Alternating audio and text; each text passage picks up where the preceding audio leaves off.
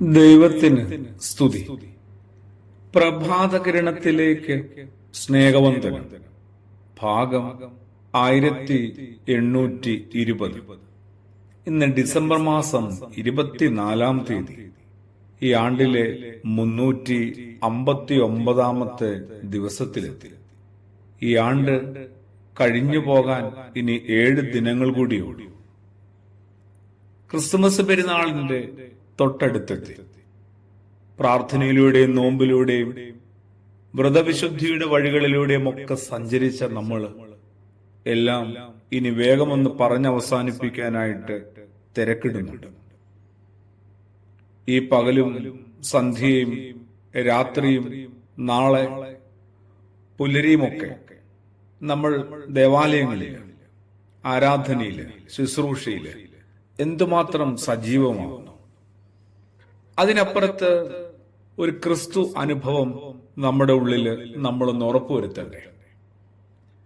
രക്ഷകന്റെ ജനനവുമായി ബന്ധപ്പെട്ട് സുവിശേഷങ്ങളിൽ ആവർത്തിക്കപ്പെടുന്ന ഒരു ആഹ്വാനമാണ് ഭയപ്പെടേണ്ട എന്നതാണ്.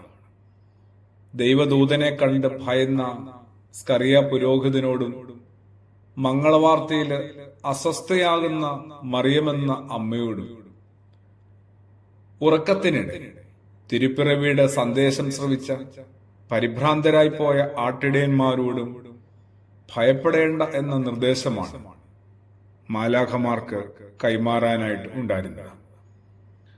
മനുഷ്യന്റെ സർവഭയങ്ങൾക്കും അഭയമാകാനുള്ളവന്റെ പിറവിയോട് അനുബന്ധിച്ച് മറ്റെന്ത് സമാശ്വാസമാണ് സ്വർഗം ഭൂമിക്ക് ദൈവം മനുഷ്യന് നൽകേണ്ടത്.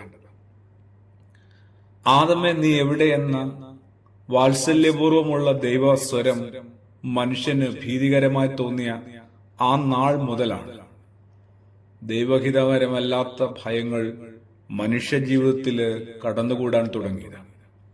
അന്ന് മരങ്ങൾക്കിടയിൽ ഒളിച്ച മനുഷ്യനെ ദൈവത്തിന്റെ ഐക്യത്തിലേക്ക്, അതായത് പർദീസയിലേക്ക് വീണ്ടും കരം ഗ്രഹിച്ച് നയിക്കാനാണല്ലോ ബേത്ലഹേം മലഞ്ചെരുവിൽ ഒരു പുൽക്കൂട് ഒരുക്കപ്പെട്ടതുപോലും.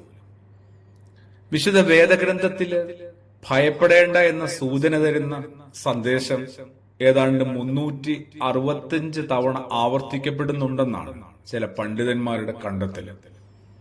അതിന്റെ ഒരർത്ഥം ഒരു ദിവസം പോലും ഭയത്തിന്റെ നിഴലിൽ ആരും കഴിയരുത് എന്ന് ദൈവം പോലും ആഗ്രഹിക്കുന്നുണ്ട്. ഭയപ്പെടേണ്ട എന്ന് സുവിശേഷങ്ങളിൽ ഈ ദൈവപുത്രൻ പോലും പല ആവർത്തി പറയുന്നുണ്ട്. അതുകൊണ്ട് തന്നെ ഭയത്തിനപ്പുറത്തൊരു അഭയം അവനിൽ നമുക്ക് കണ്ടെത്താം. ഒപ്പം ഒരു കഠിനമായ ഗൗരവമുള്ള ഓർമ്മപ്പെടുത്തലുണ്ട്. ആരെയും ഭയപ്പെടുത്താതെ നമുക്കും ജീവിക്കാനായിട്ട് പറ്റുമോ? ആർക്കും വലിയ ഭയം കൈമാറാതെ നമ്മുടെ പരിസരത്തെ ഒന്ന് ശാന്തതയില്, ക്ഷമയില്, സ്നേഹത്തില് ഒന്ന് നിലനിർത്താനായിട്ടും ശ്രമിക്കണ്ടേ? ആ ഭയത്തെ മറികടക്കുന്ന ആ ശ്രേഷ്ഠമായ പ്രത്യാശയുടെ അഭയമായ ക്രിസ്തുയേശു നമ്മുടെ ഓരോരുത്തരുടെയും ഉള്ളില് ശരിക്കും പിറവിയെടുക്കട്ടെ. പ്രാർത്ഥനയോടുകൂടി ആമേൻ.